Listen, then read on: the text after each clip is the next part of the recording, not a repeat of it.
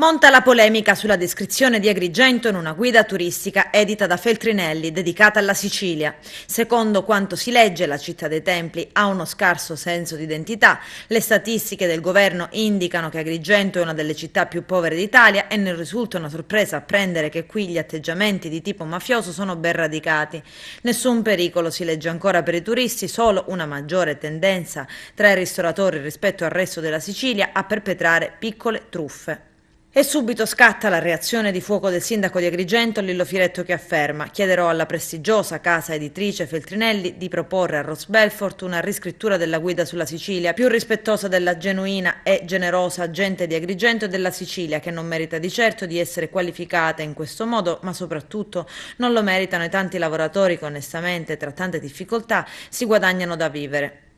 Siamo pronti, conclude Firetto, a ospitare Belfort per dimostrargli quanto si sbaglia.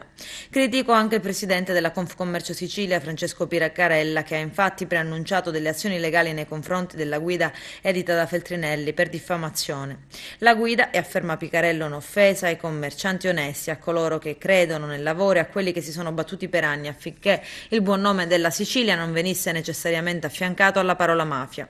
Sulla stessa linea il presidente cittadino della Confederazione CNA di Agrigento, Emanuele Farrugia, e il responsabile provinciale per il turismo della CNA, Pierfilippo Spoto, che in una nota stampa sottolineano: sbandierare gli atteggiamenti mafiosi come biglietto da visita per i turisti non è certamente tollerabile, perché mortifica la dignità e l'onorabilità della città, oltre che l'onestà e il sacrificio di un intero sistema legato al tessuto produttivo. Gradiremmo, concludono, una smentita ufficiale, ma non per dettami di natura legale, semplicemente con omaggio alla verità, che è frutto di un'attività quotidiana nel segno della cordialità, dell'ospitalità e dell'accoglienza, concludono.